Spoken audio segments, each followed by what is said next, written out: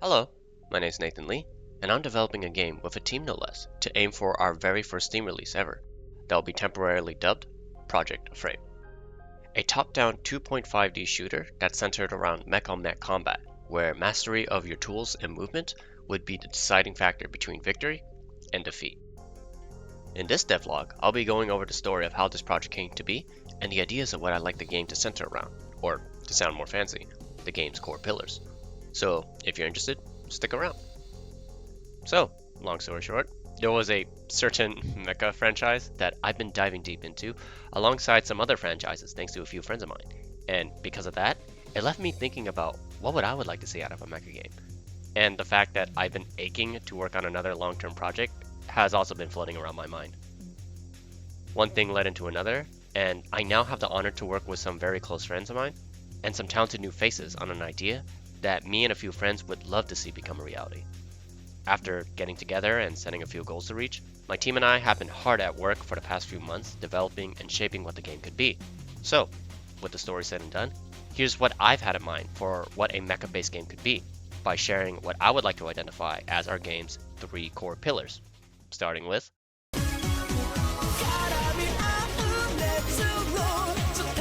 So, for a lack of better wording, any kind of game featuring interesting movement holds a very special place in my heart. Not necessarily games that have complex movement, but just the idea that a skill is easy to execute but hard to master is a premise that I just adore in a lot of games, and it's something that I've always wanted to include in my own games as well. Another thing about movement is that I was heavily inspired and interested by how some ground-based mecha portray movement, with some of them having this gliding kind of motion, which I'm another huge sucker for.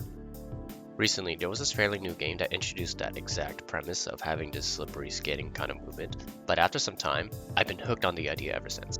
Being able to slip in and out of cover, and soon enough, it just became second nature to me.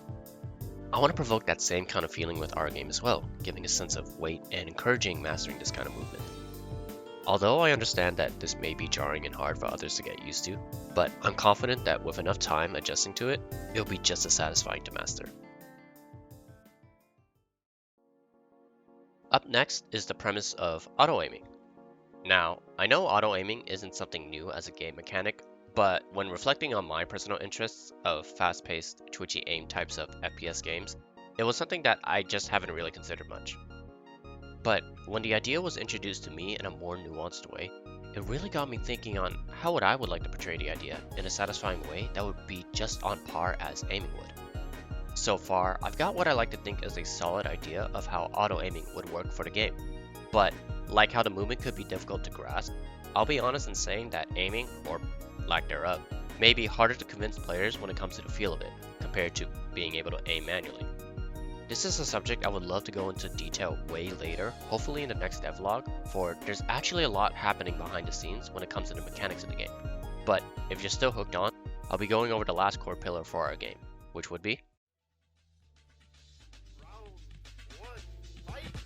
Now, abilities in games are, again, nothing new at all, but the way I want to approach abilities in our game is with the idea of looking at them more like tools with trade-offs, rather than just a good thing to have. Now, I'm not a big fan when it comes to abilities or movesets that require way more understanding to get a grasp of, but I also like some room for experimentations when it comes to the straightforward ones. Another thing I want to invoke is a sense of underwhelming use but curious experimentation. I don't necessarily want players to think, wow, this sucks, at first hand, but rather have them think, how would I use this to my advantage?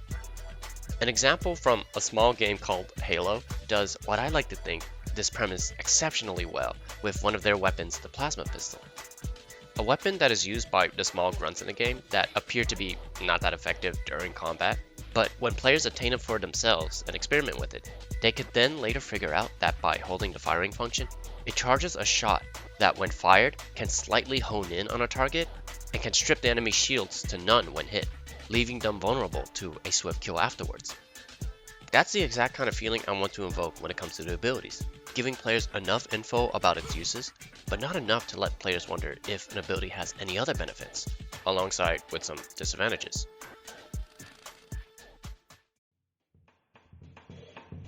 If you made it this far into this video, I just want to say off script that thank you so much for showing interest in me and my team's game. It's just that we've been so busy with development that we pretty much already have a pre-alpha out right now for download. And I even got a chance to show it off at a local event. But that's another story I would love to definitely share with hopefully in the next devlog. But if you're familiar with indie devs and the YouTube space, you pretty much already know. So with that said, I just want to be very transparent because I cannot guarantee that I can keep a consistent upload, considering that, you know, we're busy making a game on top of that as well. But do like and subscribe and all that jazz if you're very interested. And again, I just want to say thank you so much for watching and have a good one. I can't figure out the math yet, but there will be ties. But yeah, no, go on. And yeah, just have them and if they taught